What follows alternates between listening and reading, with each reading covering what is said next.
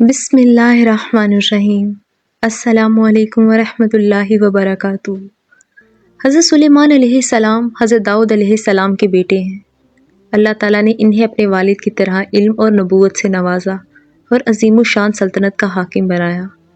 جن، انسان، شیاطین، پرندے سب پر آپ کی حکومت تھی اور سب کی زبانوں کا آپ علیہ السلام کو علم عطا کیا گیا تھا۔ ایک سفر کے دوران ہدہد پرندے کے حوالے سے ایک واقعہ قرآن مجید میں بڑی تفصیل سے بیان کیا گیا ہے۔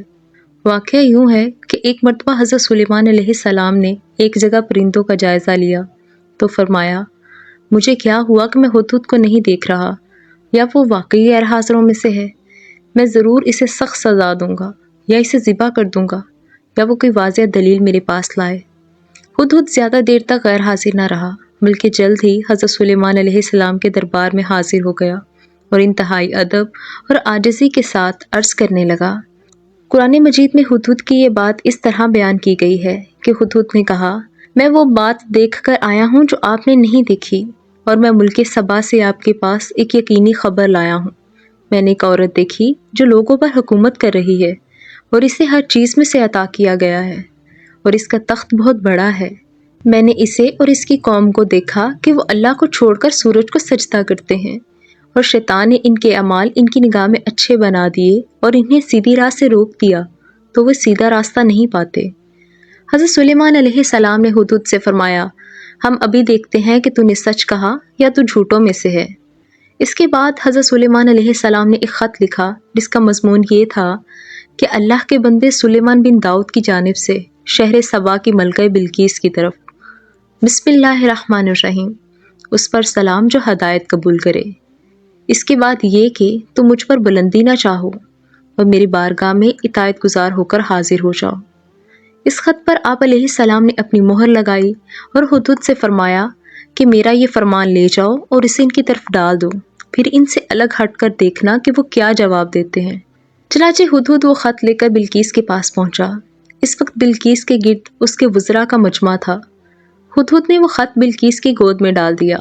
ملکہ بلقیس نے اس خط پر مہر دیکھی تو کہنے لگی، اے سردارو، بے شک میری طرف ایک عزت والا خط ڈالا گیا ہے۔ بے شک وہ سلیمان کی طرف سے ہے، اور بے شک وہ اللہ کے نام سے ہے جو نہایت مہربان رحم والا ہے۔ یہ کہ میرے مقابلے میں بلندی نہ چاہو اور میرے پاس فرما بردار بنتے ہوئے حاضر ہو جاؤ۔ خط سنا کر بلقیس اپنے وزراء کی طرف متوجہ ہوئی اور کہنے لگی، اے سردارو، میرے اس معاملے میں میری مدد کرو۔ میں تب تک کوئی فیصلہ نہیں کرتی جب تک تم میرے پاس موجود نہ ہو۔ سرداروں نے کہا کہ ہم بڑی قوت والے اور بڑی سخت لڑائی والے ہیں، اور اختیار تو تمہارے ہی پاس ہے، تو تم غور کر لو کہ تم کیا حکم دیتی ہو۔ اس سے ان کی مراد یہ تھی کہ اگر تیری رائے جنگ کی ہے تو ہم لوگ اس کے لیے تیار ہیں، کیونکہ ہم بہادر ہیں اور بہت زیادہ فوج رکھتے ہیں۔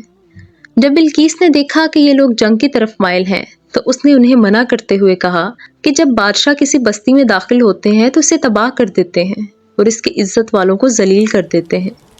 لہٰذا بلقیس نے اپنی رائے کا اظہار کرتے ہوئے کہا، میں ان کی طرف ایک تحفہ بیچنے والی ہوں، پھر دیکھوں گی کہ قاصد کیا جواب لے کر لوٹتے ہیں۔ تحفہ بیچنے سے بلقیس کا مقصد یہ تھا کہ اس سے ظاہر ہو جائے کہ وہ بادشاہ ہیں یا نبی، کیونکہ بادشاہ عزت و احترام کے ساتھ تحفہ قبول کرتے ہیں۔ اس لیے اگر وہ بادشاہ ہیں تو تحفہ قبول کر لیں گے، اور اگر نبی ہیں تو تحفہ قبول نہیں کریں گے، اور اس کے علاوہ اور کسی بات سے راضی نہ ہوں گے کہ ہم ان کے دین کی پیروی کریں۔ چنانچہ ملکہ نے اپنے قاصد کو ایک خط دے کر روانہ کیا اور اس کے ساتھ بہت سارا مال و دولت تحفے کے طور پر بھیجا۔ ہدہد یہ سب دیکھ کر چل دیا اور اس نے حضرت سلیمان علیہ السلام کے پاس تمام حالات کی خبر پہنچا دی۔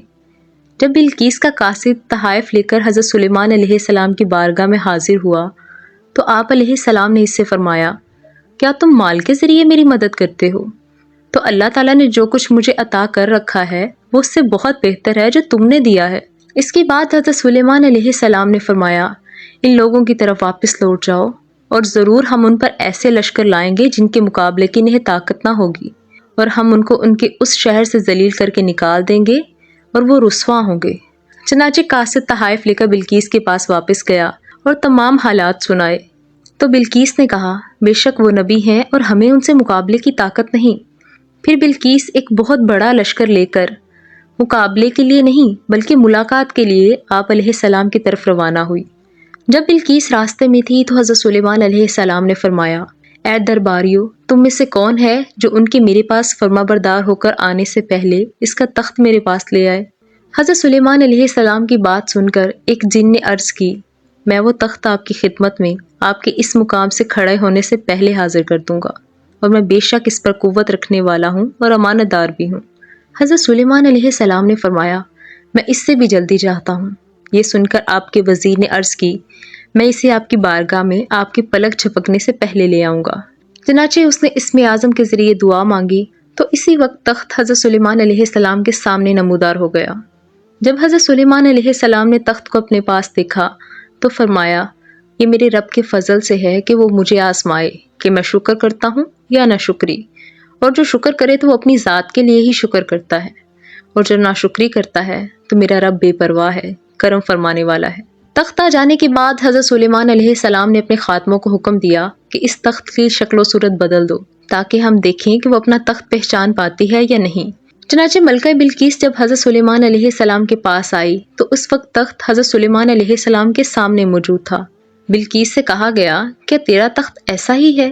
اس نے جواب دیا، گویا یہ وہی ہے۔ اس جواب سے بلقیس کی عقل کا کمال معلوم ہوا۔ پھر بلقیس سے کہا گیا کہ یہ تیرا ہی تخت ہے، تمہیں دروازے بند کرنے، انہیں تالا لگانے اور پہرے دار مقرر کرنے کا کیا فائدہ؟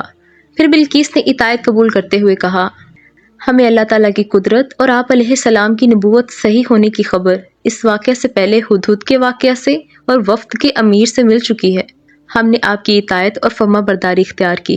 بلقیس کا تعلق اس قوم سے تھا جو سورج کی پجاری تھی، اور وہ چونکہ انہی میں پلی بڑھی تھی اس لیے اسے صرف سورج کی پوجا کرنا ہی آتا تھا، اور اسی پوجا نے بلقیس کو اللہ تعالیٰ کی عبادت اور اسلام قبول کرنے سے روک رکھا تھا۔ تخت میں تبدیلی کر کے ملکہ بلقیس کی عقل کا امتحان لینے کے بعد اس سے کہا گیا، صحن میں داخل ہو جاؤ۔ وہ صحن شفاف شیشے کا بنا ہوا تھا اور اس کے نیچے پانی جاری تھا جس میں مچھلیاں تیر رہی تھیں۔ اس صحن کے درمیان میں حضرت سلیمان علیہ السلام کا تخت تھا جس پر آپ علیہ السلام بیٹھ چکے تھے۔ جب ملکہ نے اس صحن کو دیکھا تو سمجھی کہ یہ گہرا پانی ہے، اس لیے اس نے اپنی پنڈلیوں سے کپڑا اونچا کر لیا تاکہ پانی میں چل کر حضرت سلیمان علیہ السلام کی خدمت میں حاضر ہو سکے۔ حضرت سلیمان علیہ السلام نے اس سے فرمایا، یہ پانی نہیں بلکہ یہ تو شیشوں سے جڑا ہوا ایک ملائم صحن ہے۔ یہ سن کر بلقیس نے اپنی پنڈلیاں چھپا لیں اور یہ عجوبہ دیکھ کر اسے بہت تعجب ہوا، اور اس نے یقین کر لیا کہ حضرت سلیمان علیہ السلام کا ملک اور حکومت اللہ تعالیٰ کی طرف سے ہے۔ اب حضرت سلیمان علیہ السلام نے اس کو اسلام لانے کی دعوت دی تو اس نے اللہ تعالیٰ کی بارگاہ میں عرض کی، اے میرے رب، میں نے اپنی جان پر ظلم کیا اور میں سلیمان کے ساتھ اس اللہ کے حضور گردن رکھتی ہوں جو سارے جہانوں کا رب ہے۔ اور ملکہ بلقیس نے اسلام قبول کر لیا۔